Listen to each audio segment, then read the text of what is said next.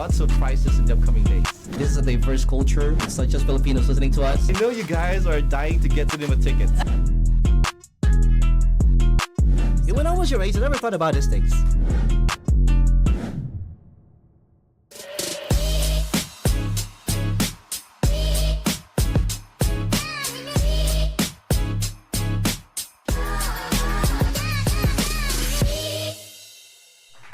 Wow, what a great afternoon we have in here in Doha, Qatar. We're coming to you live from the QCast studio. My name is Francis, your host for today. It's now 13 after 4 o'clock in the afternoon. We have a special guest this afternoon for Live on Q, episode 7. If I'm not mistaken, episode 7 ba? Yes. Episode 8, okay. And we're being joined, of course, by none other than our Toastmasters resident host. Hello, everyone. Trixie Santos is with us. And of course, we have from OFIA, Miss Lou and Mr. Leo. Good afternoon to both of you. Hello. Good How you guys doing today? We're good. All right. Okay, tell us something about yourself first before we get started. Sige, si Ma'am Lou muna. Okay. Ladies first, sabi, di ba? Ladies first. Can we get closer to the microphone pala? Okay. I'm Luta Bisora. I'm here in Qatar for almost 14 years. Wow. And Mayaman yan to. Ang dami ng Magaan ginto. talaga yung loob ko sa mga ganyan. Madaming ginto na to sa disyerto. Ganun po. So who would have thought na tatagal ako ng gano'n, Yes. diba? Ito yung unang bansa na lumabas ako. Wow. And I'm working in Qatar Energy as Oh. a finance accountant. Wow. Yeah, and May pera talaga to, Trixie. Magaan ang loob ko sa kanya talaga. Ayan. And then, syempre, nandun tayo sa community. Actually, FICPA also. Yes. But now, I'm in OFM I as see. a VP internal. Wow. Wow. Okay. Thank you so much for that wonderful introduction. How about you, Sir Leo? Good afternoon po. Good afternoon. Yes. Thanks for having me and having us. It's our pleasure, actually. Yeah. Kung 14 years si Miss Lou, 12 years naman ako. Oh, hindi nagkakala yun. Magaan din po ang loob ko sa inyo. Pag nagsuot ka na ng mga ganito, It's a sign. it's a sign. Galing lang sa office. Nakaluwag-luwag na. Meeting. Galing pala kayong work. Oo. Yes. I Nag-lunch see. lang, ras diretso nito. Oh my God! We have to make the most of this afternoon Yeah. because Exactly. we are with the very special people here in our show to talk about OFM, and of course we'll talk about a little bit about something about themselves. Kilalanin natin. Sorry, bulol ako sa Tagalog. Kilalanin I know. natin si Miss Lou and of course si Mr. Leo. To get started, okay, tell us about it. OFM. What does OFM means? Yung acronym niya. OFM stands for Overseas Filipino Investors and Entrepreneurs Movement. Okay. So, from the name itself, diba, investors and entrepreneurs. Actually, that organization is not only for them. Mm-hmm. It's yung advocacy ng organization is to make more investors and entrepreneurs. So I kahit see. parang wala ka pang knowledge about that. Mhm. So from zero talaga up to the point na maging investor ka or entrepreneur ka, that's the goal. Or From mission. zero to hero pala to. Yes. Okay. You know what? I have this notion about OFM. When I first encountered your group, akala ko isa na naman siya parang mga investments and so on. Yeah. That's actually, That's sorry. That's the It's I have to be okay. honest. I have to be Yeah. honest Actually, on how. it's okay. Kasi yun talaga yung nagiging perception nila I dun see. sa pangalan. I see. Pero Okay.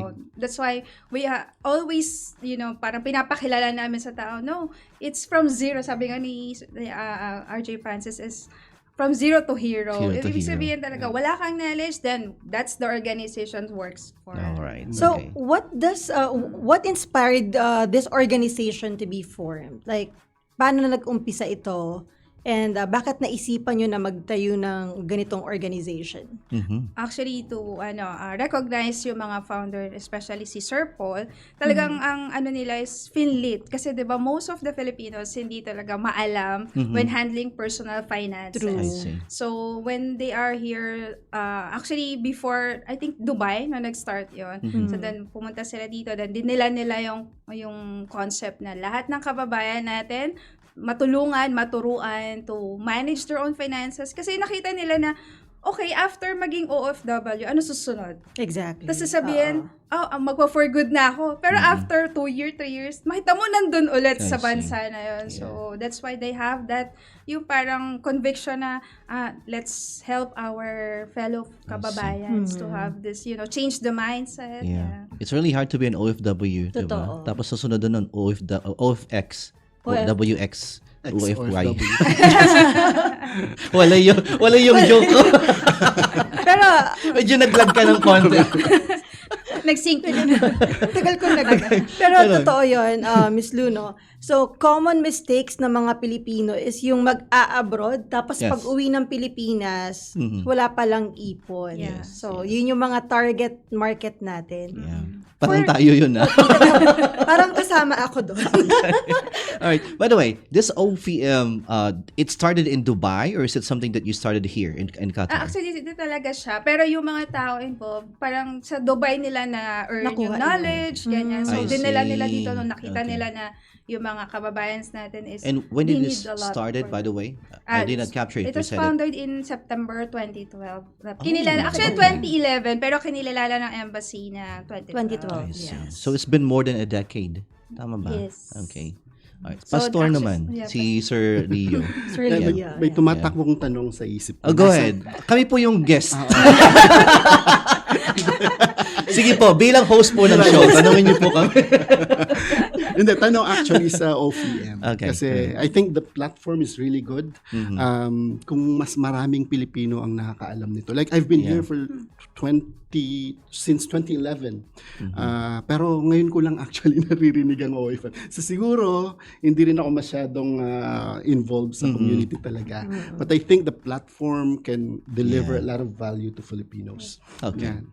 Let's get the chase. Right now, yung OFM, ano ba talaga ang ginagawa sa OFM? Actually, ang normal na ginagawa namin, it starts with parang ganito, chat lang Okay. about, simple talk. Actually, over a cup of coffee, that's why meron coffee talk. Okay. And then, actually, yung coffee is O-F-I-E, coffee. Okay. Like I that. attended actually several sessions for Coffee Talk. Coffee Talk. Talk. Yun. Dito, Baka usually naman ginagawa niyo dito sa may ano, di ba? Ginagawa. Yeah. The store is Figaro. Figaro, Oh, yun. Yeah. Ayan. So, yun, simpleng usap lang na ganito. Kaya hindi po din siya, sabi niyo po, hindi niya naririnig before. Kasi parang small group muna.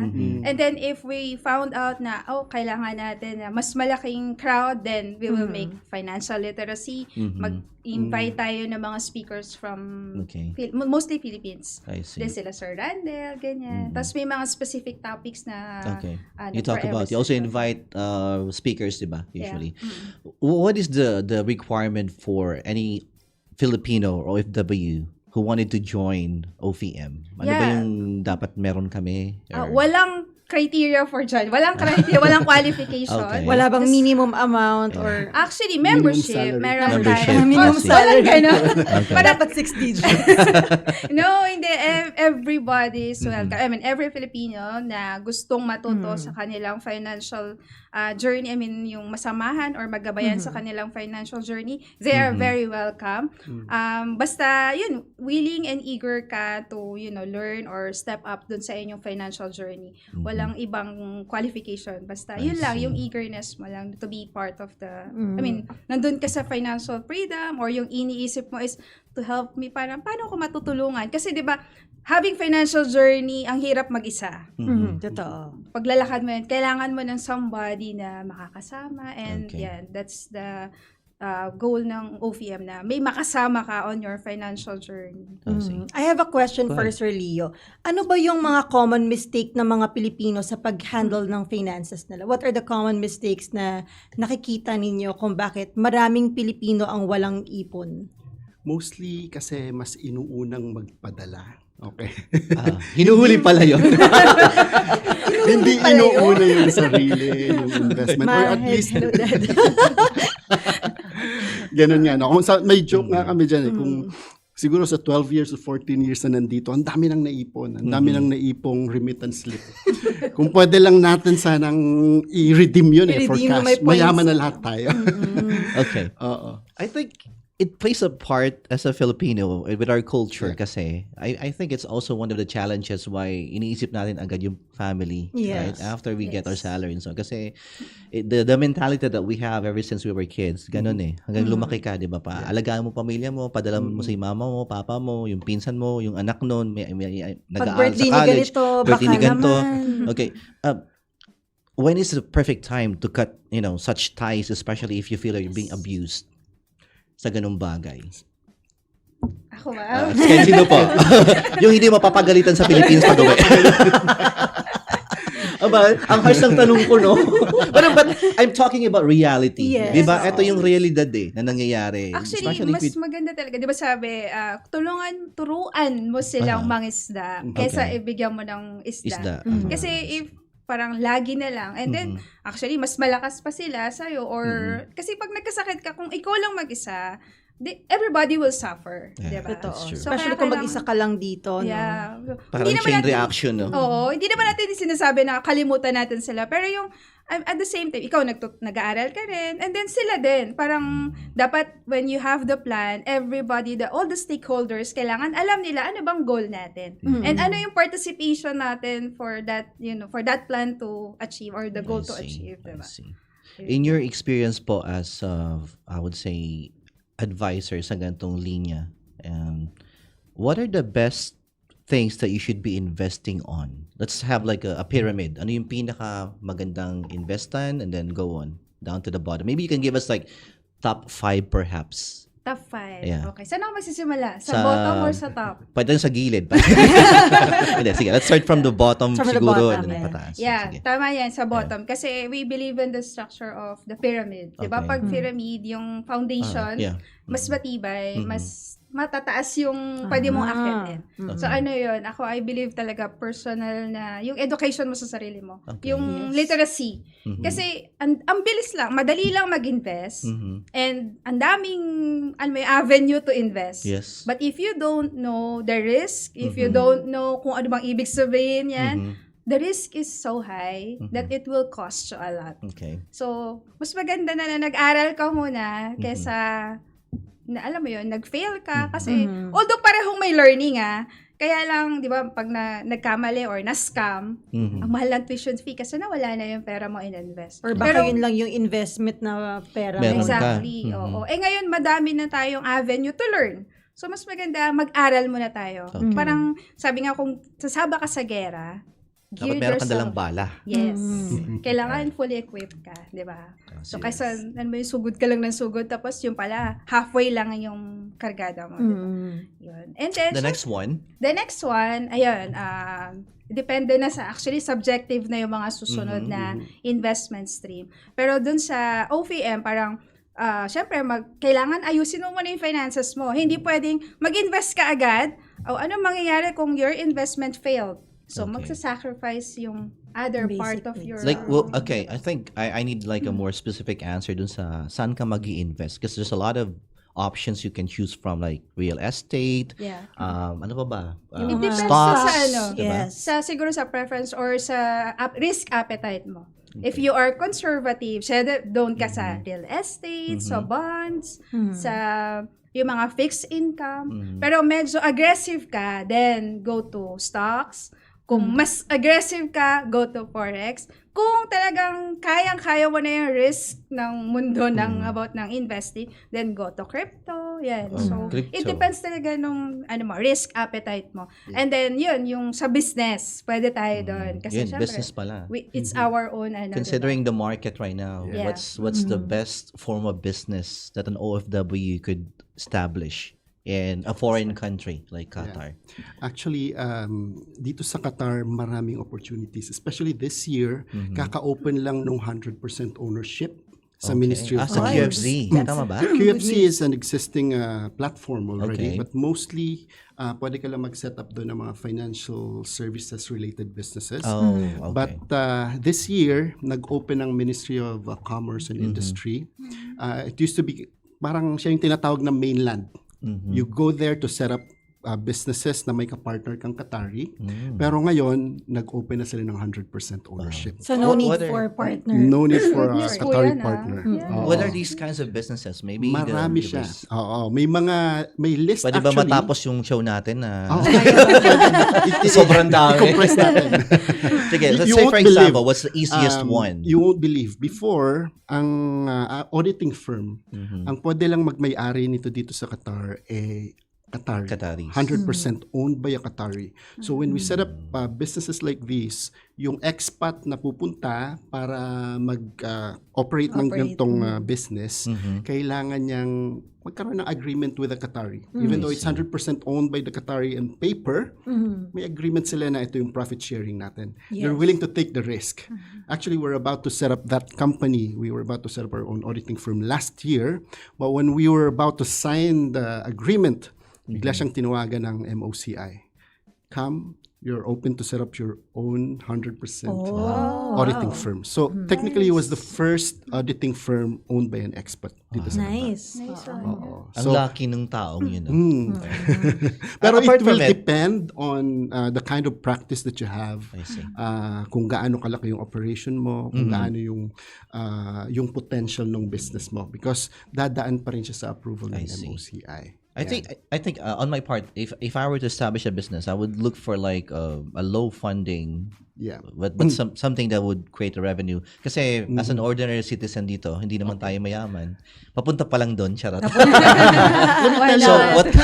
Let me tell you a personal story. Yes. Ito, personal story ko to, how I went from being an employee to being a business owner. Okay. I'm telling you, hindi ko alam kung maniniwala kayo, I did not invest a single Qatar Rial. And I became a partner. Paano ako nag-umpisa? I invested, tama yung sinasabi ni Ms. Lou, invest in yourself. Be the best in what you do, or at least one of the best in what you do. Let people know that you are good at what you're doing, and when they see it, they will be willing to invest in you. So ganun yung Skills. nangyari We're sa talking akin. about the skills. Yes, the skills. Nandyan ka nila naman, gawin mo na. Yes. Magpakadalubhasa ka na, di ba? And when they see that, people are really gonna be investing in you. Is it like a common thing for like mamaya ka na for the locals here to look at the skill set, Yes. especially pag Filipino? Talaga bang tayo yung nagsusurface sa kanila? Kasi sila, they are capital rich. Ang problema nila, saan nila dadalhin o gagamitin Yung pera nila. nila. Sa akin po. Naghihintay lang tayo. lang kami. If you can convince tayo someone, I'm telling you, ang daming opportunities. Ang daming opportunities. Yeah. So, question for OFEM. Once I become a member of OFEM, what are the benefits na pwede kong ma-earn as a member? Madami tayo niyan. Una, syempre yung learning. Kasi yun, sabi ko nga sa'yo kanina, yun yung talagang gustong ma-build ni OFEM, yung matulungan ka personally, yung understanding mo sa basics, sa financial literacy, ganyan, building business, yan. Whether here or sa in the bansa natin. Philippines, Yeah. And then, yung mga resources, pwedeng yung, tawag dito, may mga, hindi naman natin pwede sabihin insiders, pero yung mga information na makakatulong sa atin sa financial decisions, ganyan. So, yan. The Mga OFEM will advice. provide. Also, the advices of the mentors, yung mga mas nakakaalam or experts dun sa mga field na yun, or yung mga questions of interest na regarding your financial journey. I have an interesting question because I think I've observed this with so many Filipinos. Bakit pagdating sa usaping investing, bakit napaka-negative ng mentality ng Pinoy? Siguro, I mean, I'm not Iwas talking na about iwas everybody. sila. Pero siguro, in a percentage of 10, siguro mga 7, parang Yes. ganun agad. Parang, para kasi ang dami na i-scam sa atin. Oo, no. so, dun sila humuhugot. Nadadala sa- sila. Oh, Do you Open-minded think ka it's... ba? Tapos diba coffee shop pa? Diba? Sa coffee shop din. Kaya minsan, pag may nagyayaya sa akin magkape, ayoko na eh. Pag hindi pa kinakabahan ako. No, I think also one thing, kasi growing up, siguro isa din to sa mga bagay na observe ko sa mga adults natin. Whenever they talk about investing, parang negative din yung impression ng mga magulang natin, ng mga tito-tita natin. They would say na, ay, wag yan kasi, for example, insurance na lang. Oo. They would say na, ba't mo kukunin yan? Parang you're inviting death Di ba parang ganun yung Ang dami thinking kasi nila? nating mga superstitious Exactly. I think it's also one of the Pinaghahandaan reasons daw, bakit why. daw bibili ng Yes. death plan, hindi buhay pa naman. And sooner you realize when you're dead, Oo. you'll not realize because you're dead. But the family will suffer the Yes. consequences, di ba? For not preparing for yourself. You have enough time para ihanda mo yung sarili mo. Tsaka siguro culture na din. Kasi Yes. 'di ba, kung maalala natin, syempre sa mga probinsya to, I don't know kung makarelate kayo sa akin, kasi baka mga ano tawag doon? Mga Manilenials Manilenials. kayo, di ba? Pero sa probinsya kasi, they believe on bayanihan. Tapos, di ba, kapag may namamatayan, talagang May dumarating na tulong. Oo. So, yung, alam mo yun, yung spirit of pagkakaisa, pagdadamayan, nandun sila eh. Ay, So, they are very dependent on each other. I Kaya, see. alam mo yung kapitbahay mo, friend mo talaga, doon mo masasabing Yeah, true. befriend your neighbor, di ba? Pero ngayon, naiiba na din kasi nga. Sa Manila hindi, kumakain lang sila, tas aalis na. Di ba? I mean, na-experience namin na pag may namatayan ka, like sa mga city, wala, pupunta lang sila para makiramay, pero hindi talaga sila pupunta para tumulong. Like, they just wanna be there. They just wanna see what happened, makikiramay saglit, then uuwi. So, doon ko din na-realize na, dapat pala may insurance. Kasi naranasan din namin na mangungutang ka kasi kailangan ng pampalibing, Yes. You had an mangungutang ka instance kasi before na hindi pa nasunugan nababayaran kayo, di yung ba? hospital bills. May ililibing na lang yung namatay, hindi pa na Bayaran. nababayaran yung Yeah. hospital bills. So that's why naging insurance believer ako na pag may insurance pala, ano na lang, uupo, iiyak ka na lang. But it shouldn't, I Iiyak would ka say na it lang. shouldn't be that way. Diba? Kasi parang Oo. we're learning things the hard way right now, di ba? If there's an opportunity for you to learn about these things, and it's all for free naman. Yes. You just have to Yes. be with the right people, sets of individuals, para malaman mo kung ano yung dapat yung maging takbo ng buhay mo in terms of investing. Okay. So Sorry, OPM will Yeah. be teaching that as Yes. well sa mga Yeah, members So, niya. definitely. May naalala kong kwento dun sa insurance. Sabi nung, ma-identify mo daw kung yung namatayan is, may insurance or wala. Kapag, Natatawa na agad ako. kapag Para daw, ano ko yung punchline nito. Go ahead. diba, kapag daw ang iyak, bakit po ako iniwan? Talagang hagulgol to the Hagulgol. max. Parang sobrang talagang feel mo yung loss. Definitely walang insurance. Kasi di ba ang dami niyang babayaran, yung from funeral to lahat-lahat. Yes. So, may Pero iniwan pag pang utang sa... Exactly, di ba? Pero pag ang iyak niya, may insurance. May makukuha pa pala. Chill lang siya. Oo. Para magiging observant ako next time pag pumunta ako sa mga puro. may insurance yan. May insurance yan. Sure ako. We might be laughing about it, but this is the reality, yan. right? It's And then reality. I would say that all Filipinos should have at least invested in themselves kasi you'll never you don't know what the future holds. You don't even know what's gonna Yes. happen tomorrow. Baka pag bababa mo ng building na ito may mangyari masama sa'yo, di ba? You have to be prepared about these things. Okay. It's never too late to learn about this, right? Kasi may mga tao usually they would be skeptical. Ay, 50 na ako eh. Ay, 60 na ako eh. May age Di ba? limit ba? Usually may ganun. Wala.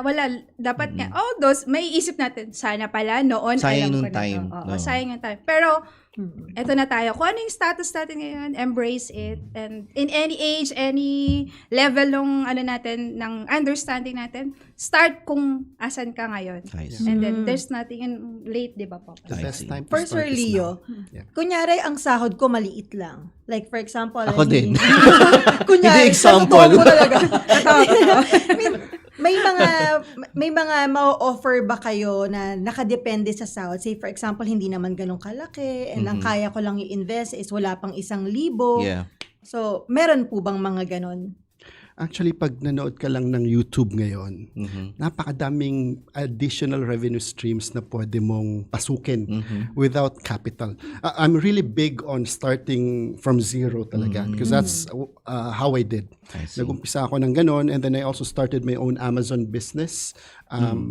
Ever since talagang gusto kong mag-retire na maaga, get out of employment and start my business. So my very first run at it was with an Amazon business.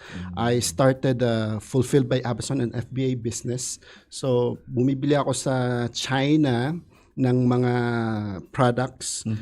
Ipapadala ko sa Amazon warehouse. Si Amazon ang Magde-deliver. mag-fulfill. Oo. I see. And from that sale, I have around 30% na kita. Is this what we call drop Sorry, shipping? not 30%. Hindi siya yung dropshipping. Okay. 30% pala binabayad ko sa Amazon. The rest, akin na. Ay, bawas mo yung cost doon. And there are products na makikita mo. One of the products I shipped was landed in the US for $4. Mas mahal pa yung packaging ko. Packaging ko was around $3, I think. The actual product was $1. But I was selling it the time I opened the shop for around $29. So ganun yung potential. times. Ganun yung potential. But ang ano lang talaga doon, you have to look for these opportunities. You can start small. You don't really have to start big. Ngayon, ang inaaral ko actually, na gusto kong balikan ulit, yung mga TikTok shops.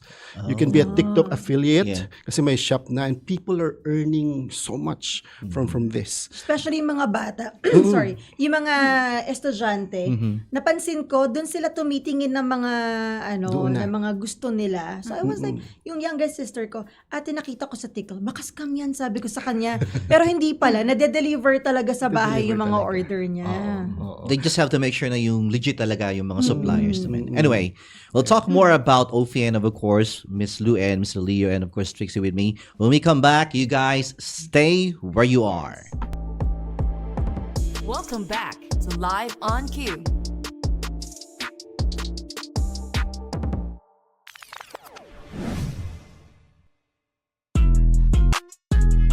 We got lots of prizes in the upcoming days. This is a diverse culture. It's not just Filipinos listening to us. I know you guys are dying to get to them a ticket. When I was your age, I never thought about these things. Hey, welcome back to Live on Cue. This is... Oh, sorry. All right, this is Live on Cue here on QCast. With me still is Trixie and of course, Mr. Leo and Miss Lou from OFM. Good afternoon again sa lahat ng mga viewers na nanonood ngayon. Before we continue with our discussion, of course, meron tayong mga gustong i-shout out sa ngayon. A lot of people are watching right now, so let me get started first with Miss Christina Olase. Shout out po, Pastor June and Ma'am Lou. Ayan. Hello, sexy Trixie Lee. Nice setup, yeah. Kita. Are you surprised? Yeah, took out kasi na-overdo ko yung QCast eh. And then to Dory Mac, good afternoon to you. Shout out to the PICPQ IIEESQC Filipino Toastmasters and PHRP-Q. PHR Philippine Human Resource. Tama ba? Yes. Okay. Good afternoon to you guys. And to OFM, hello. Hi to you, Dory. To Travel with McCoy, good afternoon as well. To Miss Christine Sapanta, kindly like and follow Overseas Philippine Investors and Entrepreneurs Movement page to stay informed about upcoming events. That's right. Ayan. Sinend niya po yung ating link para sa OFM. Andun sa... Anyone you wanna shout out, Trixie? Anybody Yes, else? so from the Philippines, Meg, Nikki, and kasi pa yung nanonood? Oh, my mom and dad are watching. Of course, ang aking mag-ama, si Paul and si Sky are also watching. So, makinig kayo. Magandang topic to Yes. para yumaman tayo pag uwi. Dapat dito palang mayaman Dito pa ka lang, na. oo. Pag uwi mo, sa yaman ka. Para Gagastos na na ako. lang. Gagastusin ko na lang pag uwi. True, di ba? How about you, Ma'am Lou? Anybody you wanna greet right now? Shout out sa OFM. Ang daming Yes. nagme-message na Okay. nanonood sila. OFM BODs. Hello, guys. And syempre to my special someone. Hello, sweetheart, Jan. Ang aga ng Valentine's. Pastor, sino po? Yan, nanonood ang mga anak ko, yung misis ko rin nasa bahay. I see. Shout out to you. All right. Yeah. Thank you to Sky Gonzalez. He's also watching. Leonardo, this is you, diba? Watching QCast, malupit. Thank you so much. Okay. You guys, stay on the background. We have more to talk about with OFM. To continue our short discussion this afternoon about what you do. Ito lang yung medyo, I would say, as a Filipino, tinanong ko na yata to, bakit tayo medyo skeptical sa pag-i-invest? And you also answered with so many perspectives. Paano nyo kino-convince, given na ganun yung mentality ng mga ibang kababayan natin, paano nyo sila na-i-encourage na mag-join sa ganitong, I would say, investing? Syempre, magbibigay tayo ng mga scenarios, di ba? Okay, anong gagawin mo sa pera mo? Kung, okay, nagsasave ka, you are good enough. Parang, syempre, alam naman natin mga Pilipino, magaling talaga humawak ng pera.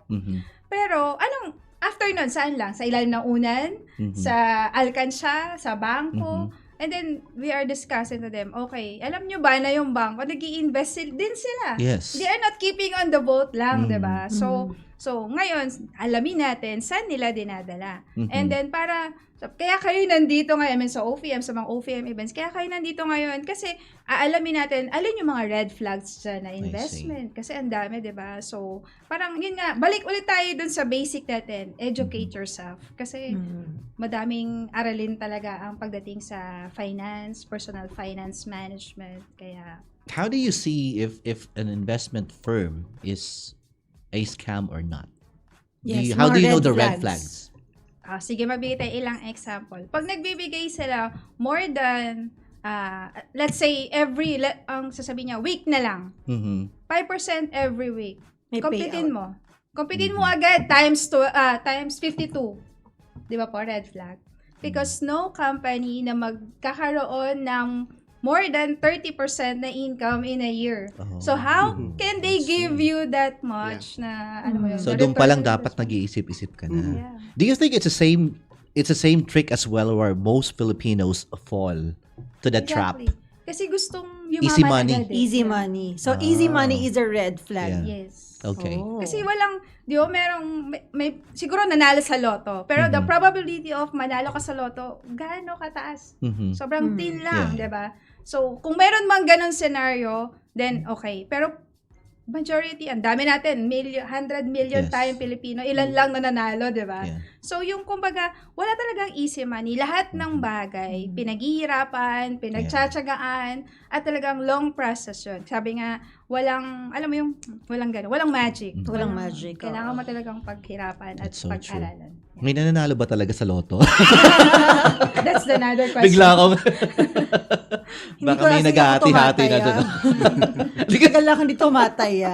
In the first place, Oo. hindi nga pala ako tumataya. Because I don't believe in luck. I believe in hard work Ako din. to begin oo. with. I mean, there are lucky people. May mga ganun talaga. Pero meron din naman talaga na I would really appreciate kung yung riches mo ay galing talaga sa hard work. Kasi it's a more inspiring story, di ba? And if you wanna convey the same message to someone na gusto mong maging parte ng iyong tagumpay, it's a more decisive, I would say, platform para ilatag mo sa kanya. Ito gagawin mo kung gusto mong umasenso yung buhay mo. I think that's what Pastor is talking to us. Talking about, di ba?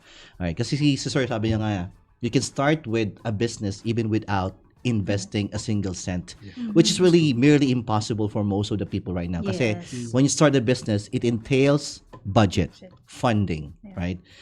Tell us more how you started with this no budget No budget, investing. yes. Okay. Paano? Kasi I'm pretty sure a lot of Filipinos right now might be thinking the same thing. Paano siya naging ganun kung wala siyang binitawang pera? Oo, sige. Alright? The first investment, unang-una yung sarili mo. Sunod is the network. Network. You invest in the network of people that you meet. Make sure na you make that impression na see. ikaw yung mapagkakatiwalaan nila.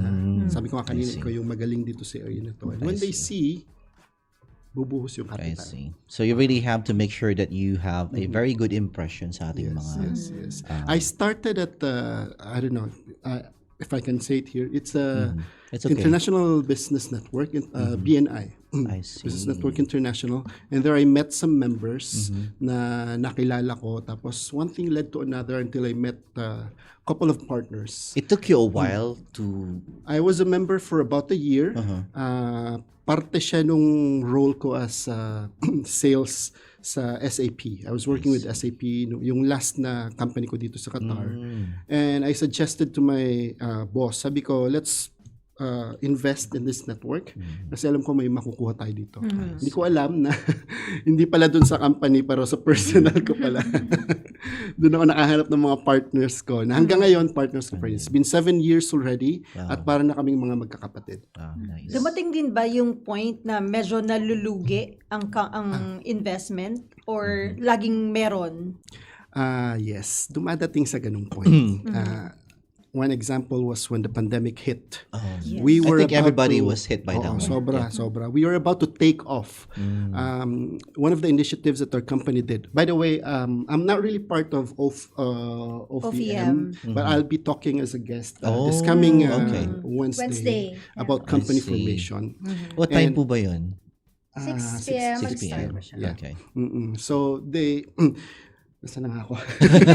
Sorry. Nag-pandemic. Pandemic. Nasingit nyo kasi. Nag-pandemic. Parang Ayan. kasalanan pa namin.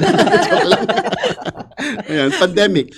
So during pandemic, yung company kasi namin, we do company formation. Nag-set up kami ng mga companies dito. And 3 lang kaming partners actually nun eh. Mga baguhan lang din. Even the Qatari partner na kasama namin, wala rin siyang idea about the business that we're doing. Pero because of the network that we have, he decided to invest in us. Tapos, we set up a summit here in Doha. For 60 days, we went around 20 countries promoting Qatar as a business destination, inviting them to come here for the summit. And we were able to bring around 150 business owners. Hinost kami ng Chamber of Commerce. It was a very successful summit, knowing na tatatlo lang kami, tatakbo-takbo. Punta kami sa Malaysia, wala kaming kakilala. Talagang network lang. And it grew into such a big network. I think we touched more than 600, even 1,000 business owners. So for the second round of the summit, we thought of making it big. Sabi namin, gawin natin 1,000 delegates. So, nag-roadshow ulit kami. Sa Pilipinas pa lang, sa Okada kami nag-roadshow. It was about 100 business owners or mga malalaking businessmen na meet na namin. But, pandemic hit. Oh. Biglang bagsak lahat. Lahat ng kita namin dun sa unang business na nire-realign namin to fund the next big summit na wipe out. And how did you, parang Cope how up. did you Recovered from it. Yes. This is where the principle of recurring revenue is very important. When you set up a business, think of a business with a recurring revenue na kahit wala kang bagong kliyente, kumikita ka. Subscription basis, yung mga businesses na nagbabayad sa'yo buwan-buwan. So even if wala kang bagong business na makuha for that month, you are receiving something, may pumapasok sa inyo. papasok. Yun yung nag-sustain sa amin. I Plus see. the fact na yung aming Qatari partner ay sobrang bait. Winave niya yung sweldo niya, yung share na nakukuha niya, at binigay niya lahat sa amin. Pagati-hatian niyo yan, kung anong makolekta ngayon sa inyo yan, just to survive. So we survived for more than a year just because of that. Tapos na ang pandemic, hindi niya pa kinukuha yung share niya. It was only after a year na kumuha siya ulit. So, Mabuti mabait po yung nakuha napakabait. niyo. Napakabait. You have a very nice story, inspiring story actually. Yun yung sinasabing angel investor. Yes, Yes. yes. Angel talaga. No. Yeah, angel talaga. You're so lucky, sir, to have that kind of partner actually. Not everyone would have the same story as yours, diba? Okay. Siguro yung tanong ko this time is, we're talking about large scale na business na yung sinasabi niyo. But for someone who wanted to get started sa business, say for example, wala akong masyadong skill set. Hindi ako nakapagtapos ng pag-aaral. Wala akong diploma. I have no way to invest more in myself kasi right now, I'm working like Sa bahay. sa bahay, oh. ganun. How can they like start something? You have Diba, yung mga to... kadama natin, drivers. I mean, they're like the people who are somewhat, at the bottom part of the chain. End diba? of the day, may isang qualification lang talaga kasi tayong dapat meron tayo lahat. Yung ability mo to take action. Okay. Kasi pwede kang umattend ng seminar, pwede kang magbayad ng mga courses. But then if you don't take massive action, walang mangyayari.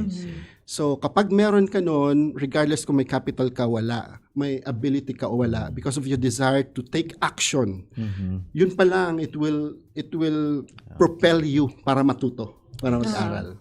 Oo. So, yun yung pinaka-isa. Kasi in one course, ito, sinabi sa akin ng isang mentor ko na nagbebenta ng mga courses. Sabi niya, ang daming bumibili. Pero, out of dun sa 100 sigurong bumili, 5 lang yung nag-take action. I see. Oo. So, ganun yung nature natin. We have to break through that mentality. I see.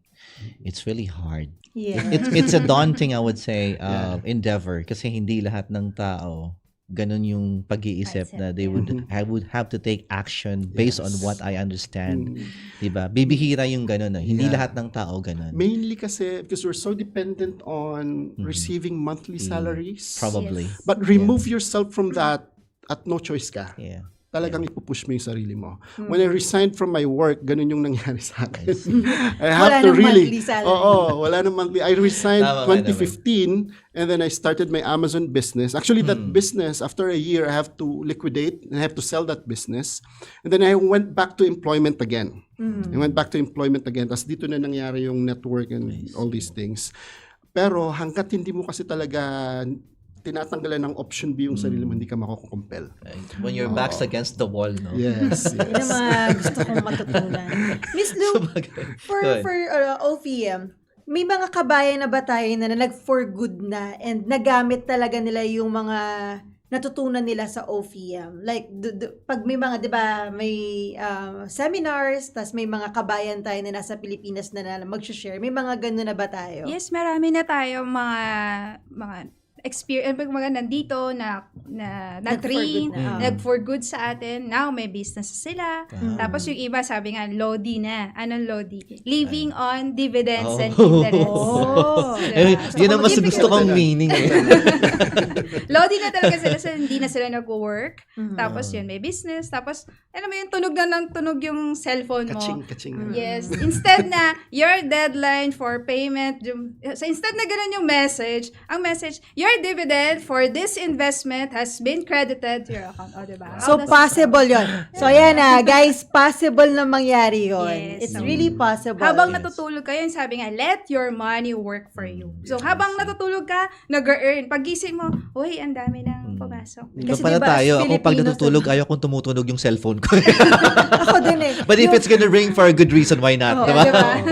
Kumakit, kaching.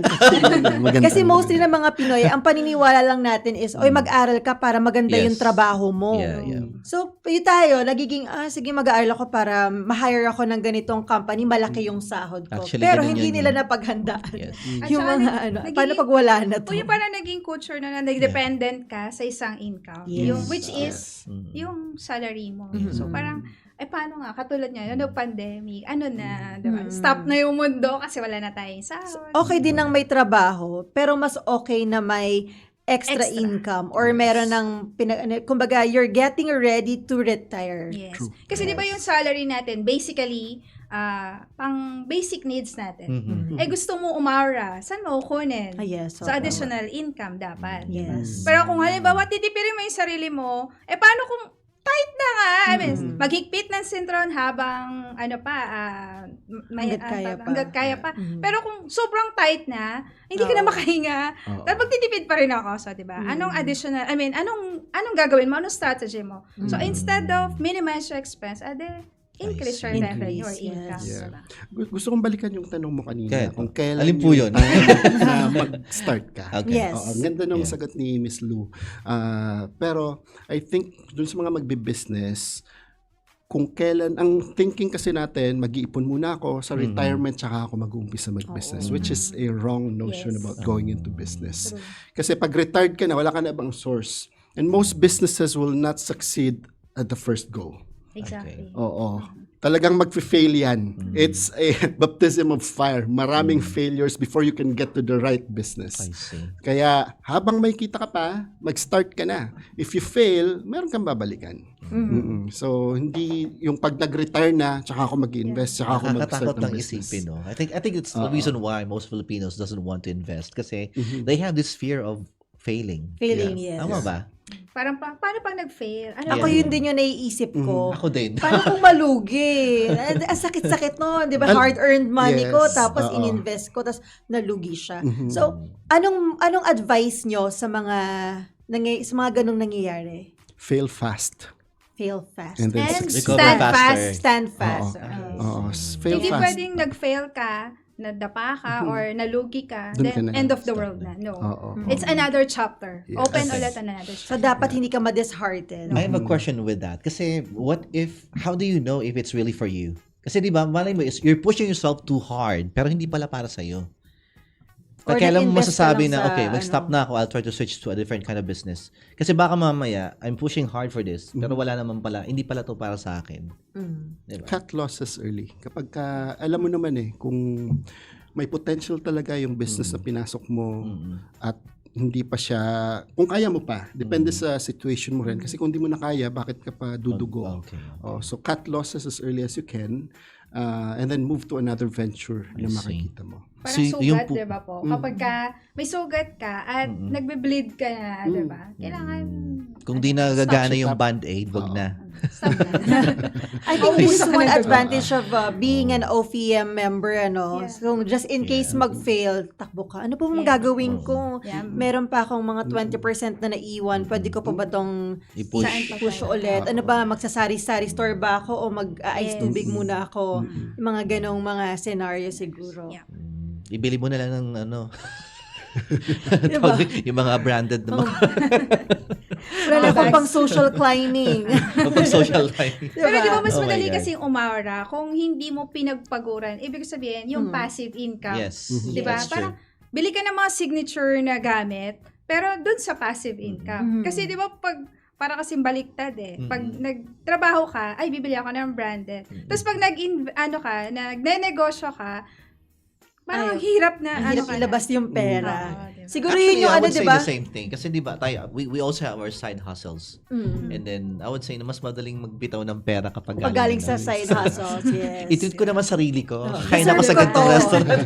Ako yun kasi yung lagi ko dating na pag sumahod, I deserve ko Yeah. to. Tapos ang nangyayari, wala na pala akong kaka-deserve ko to, kain ako ng kain, wala nang naiwan. So, yung side hustles, yun na lang yung Yeah, sabi ko, yeah. ito itatabi ko para sa mga social climbing Yes. 101 ko. yung mga yun yung nagbibiruan kami ng mga friends ko pag kain tayo ng masarap. Pero yun na galing sa side hustle namin, hindi galing sa sahod namin.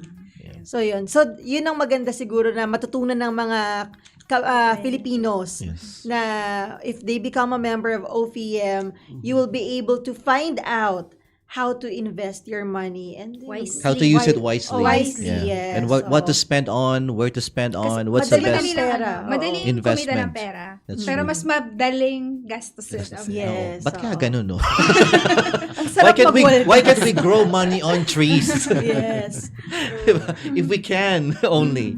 Anyway, may event po kayong paparating this coming, tama ba, next week? This coming Wednesday. This yes, Wednesday. I see. February. Can you tell us more about it for those who wanted to be part of it? Ayan, so we are inviting everyone sa Wednesday, September 18 at 6 p.m. sa Cucina de Rose. I Cucina de see. Rose. Syempre, ang speaker natin, walang iba. Yes. Si Pastor Leo. At, Very um, inspiring. Yes. Diba? At i-discuss niya doon yung putting up a business. So, marami na tayong topics na pinagdaanan and part of the, every year kasi, part of the, parang, can I say, program or curriculum ni OFEM, kailangan meron kayong maran from investing up to entrepreneurship. I And see. yan, kaya nandito tayo. Sir Leo ang Yeah. Is there like a magiging is there like a pre-registration for that one, or anybody can just join or go there? Yeah, we have pre-registration. We will share in the link. Okay. Yes. Para everyone can see, yeah. join. So wala pong qualification. Okay. If you are parang interested to make a business or have a business, open po sa lahat. Join po kayo. And It's gonna be on marinig Wednesday. natin. Yes po. Wednesday, 6 p.m. September at Cucina de 18 at Rose. Cucina de Rose, 6 o'clock 6 in the o'clock. nighttime. Okay. Yeah. We'll All talk right. about the technical part of setting up a business, but more than that, siguro mas magandang i-discuss yung business model canvas. Kasi ito yung magagamit mo in setting up a business. Okay. And finding investors as well if you want to find investors afterwards. Yeah. Wow.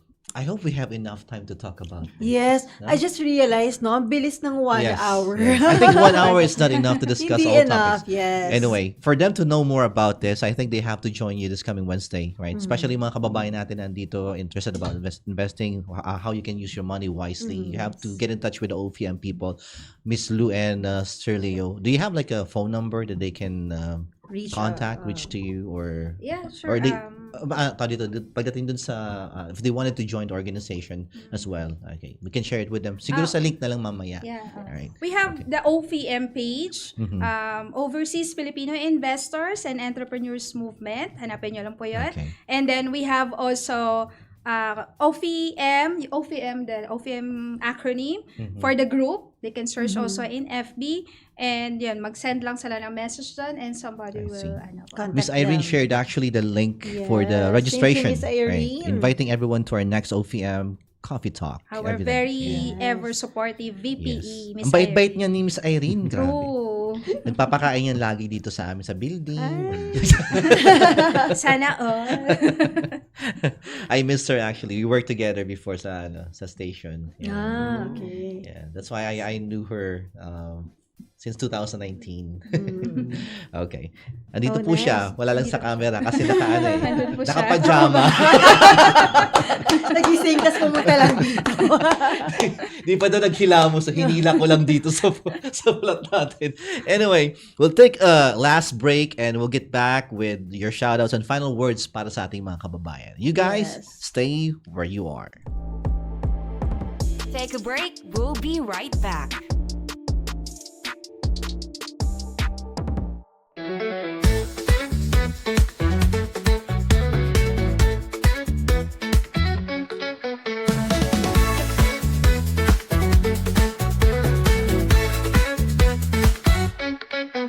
May pangarap ka ba para sa kinabukasan?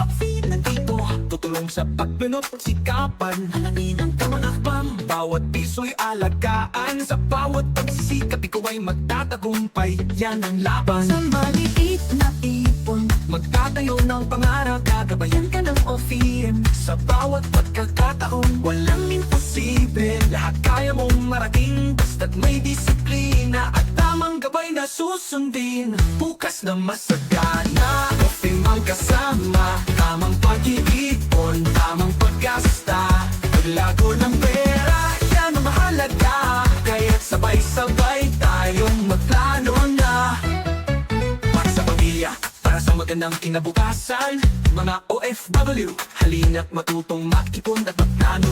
Mula sa maliligit na hakbang, magtatayo tayo ng tagumpay. Laging may solusyon, basta't may tamang kaalaman. Sa maliit na ipon, magtatayo ng pangarap. Gagabayan ka ng OFEM. Sa bawat pagkakataon, walang imposible. Lahat kaya mong marating, basta't may disiplina at tamang gabay na susundin. Bukas na masagana, OFEM ang kasama. Tamang pag-iipon, tamang paggasta. Paglago ng pera, yan ang mahalaga. Kaya't sabay-sabay tayong magplano na.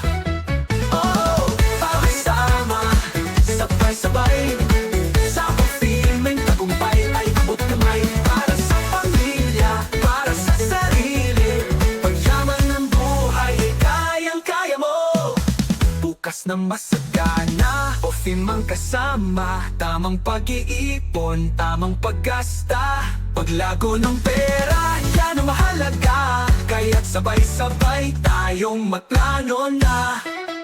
Oh, OFEM para sa kinabukasan, para sa tagumpay. Tayo'y magkaisa, mag-ipon at magtagumpay.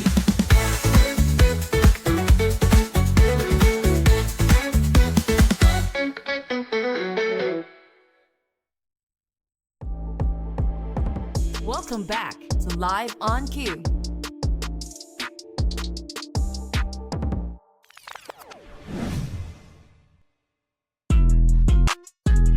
We got lots of prizes in the upcoming days.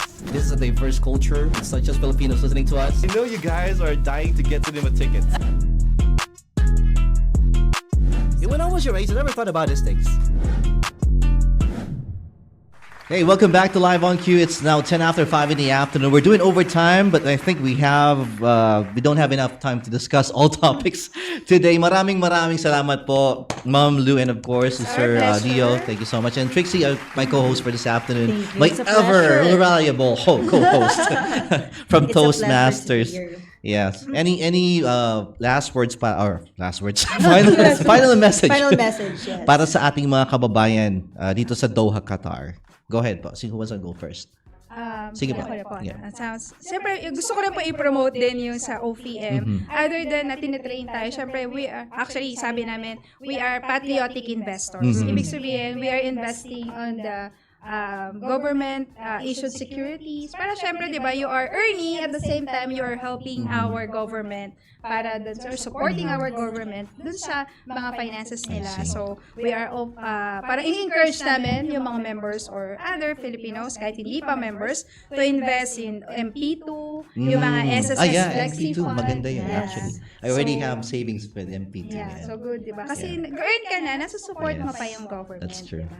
And then, meron din kami mga yung trainivation, so yung grooming or training yung ating pang mga speakers, yung mga katulad ng mga nakikita natin ng mga ini-invite natin or mag-speak dun sa mga members or magtuturo sa mga members. Then meron din kaming mga hustlepreneurship or hustlepreneurship, sorry. And then yun, yung OVM believe in mindsetting, kaya yan, yun yung mga tina-target Ang dami natin. pala, no? Medyo Lots of madami. avenue. Yes, and then yung coffee talk, Finlit, and then not sure din kung matutuloy yung ano natin, conference for stocks I see. or Is this like a monthly thing that you do or a monthly? A monthly Every month event you really natin. have an activity. Ah, So, that's sobrang nice. sipag kasi ng VPE natin, kaya Masipag talaga yun si Irene. yes. Mabait na, masipag pa yun. And also, a part of that, yung nabanggit kanina ni Pastor Leo na yung canvas, business model canvas, we have that in ALSE, I see. yung Ateneo Leadership and Social Entrepreneurship. So, we have partnered with Ateneo for us to parang hone dun sa pagiging entrepreneur. I see. So, Okay. yan. So, Nice. there's a lot more. Kaya, join na kayo sa OPM. I really admire you guys for putting this a good platform para sa mga Pilipino. Kasi it's also one way of giving them the right path sa kanilang mga ginagawa. Especially you're not gonna see yourself here like 20 years from now, I'm pretty sure. Exactly, You always have to go home. There's no residence here, di ba? Exactly. So isipin natin maigi what the future holds for all of us. Ang ngayong tao dito, Malakas pa tayo. Bultalas. Yes. Bulol sa Tagalog. Ngayong Yes, malakas pa oo. tayo, we have to make the most of it. Yes. About you, Sir Leo. Promote ko lang yung company namin. Yeah, go ahead po. Actually po, may placement po ng ads. Samantalahin ko na habang Go ahead. Go ahead po. Because for the longest time, I've not been promoting our company in Yeah. the Filipino community. Ang clients talaga namin are either Indians or mga ibang expat. But I think it's high time Yes. for the Filipino community to step up and start their businesses here in Qatar. So kung kailangan nyo ng tulong doon, our company is Address Gateway. And our website is addressgateway.biz. Address gateway. Gateway, yeah. .com or .biz. .biz. B-I-Z. I Oo. see. We're part of a bigger group called Cervical Group. We have a facility management company with 800 employees. Wow. Manpower recruitment agency. And we're starting 2 new businesses this year as well. Pero ang bread and butter ko personally is yung Address Gateway. I see. Wow. Interesting. Ang dami. Mayaman talaga to si Yes. Supas. Alam ko na kung saan ako didikit. Alam mo, magaan ka talaga yung loob yung mga sa ganito. Yun lang naman yung mga simple choice natin. Diba? Yes. So, we really learned a lot today. Actually, in a span of 1 hour, ang dami nating mga natutunan and nakaka-inspire na we can, pull the Filipinos out of debt and out of, Out of the gutter. out of the gutter na Yeah. talaga namang, yun yung kasi yung common na mali Yes. ng mga OFWs.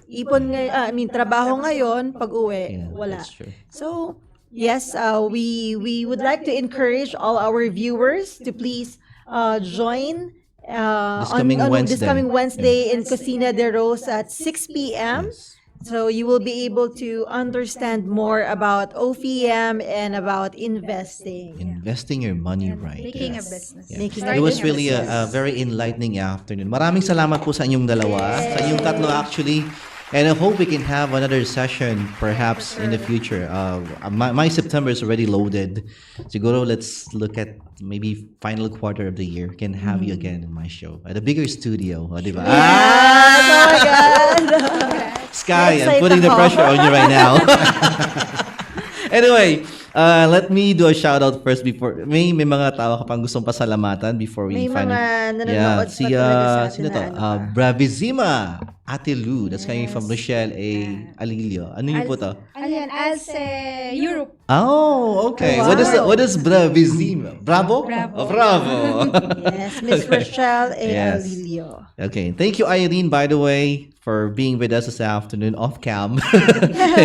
And also to Marcelex Gasaka. I think That's this is my your dad. yeah. Hi, Dad. Thank you. Yes. My dad is an OFW. Yeah. And yun nga sabi namin, may mga mistakes noon ng mga OFW na dalawa kami ngayon ng kapatid ko OFW din na hindi na Yes. namin nauulitin. Sabi niya nga, eye-opener. Kudos, Yes. pumpkin. Diba? Pumpkin. Ako yun. And Sky, please follow and like QCast and SG Media Company. Yes, you're Of going to learn a lot of course, things yes. about this platform. I'm giving this to everybody who has the same intentions as well to pull the Filipinos out of the gutter. If you have anything that you wanted to share with us, please do send me a message. It's at QCast. You can follow us on Instagram, TikTok, and Facebook. And again, Sir Leo and Ma'am Lou, thank you so much for being with us this afternoon. It's a our pleasure. Yeah. So do us. Yes. On behalf of Press Edgar, nasa work kasi siya. So, nagpapasalamat kami for having us here and yun, ma-plug din yung aming Yes. incoming event. Kaya thank you so much at we are waiting po sa inyo on this coming Wednesday at Casino Works. All right. Thank you. Thank you, Trixie. Thank you. RJ Francis, maraming salamat for having me at hindi ka nagsasawa. Di naman. Yes. Gusto mo ba magsawa ako? Wag! May gusto pa ako maka-co-host. Oh, yeah, of Yes. course.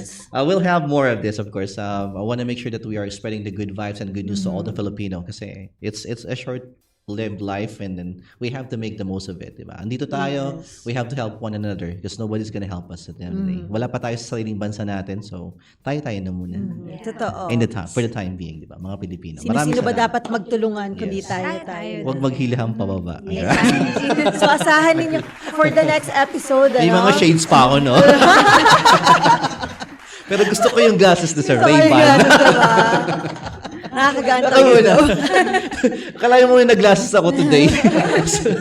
Kasi kagabi masakit yung eyes ko dun sa concert. Ay, by the way, speaking of, I want to congratulate JC Events, to Sir Benedict and Mama Moore and Yes, to John Henry. congratulations. Congratulations. It was a blast. It was really a great concert last night. I Mayonnaise saw the videos. and Rouge Band were here. All the Pinoys really had a great time last night dun sa event. Oo, And, ang saya-saya. Nakita yeah. ko. Sayang di ka nakapunta. Oo. Alright. Anyway, we look forward to a lot more. And of course, please like and follow QCast. Thank you so much, guys. See you next week for the same live on Q together with me, Francis. And for now, let's thank Trixie, Mom Lou, and Sir Leo. Thank you, guys. Bye. Bye. See you next time. And that's on cue for today. See you again next time.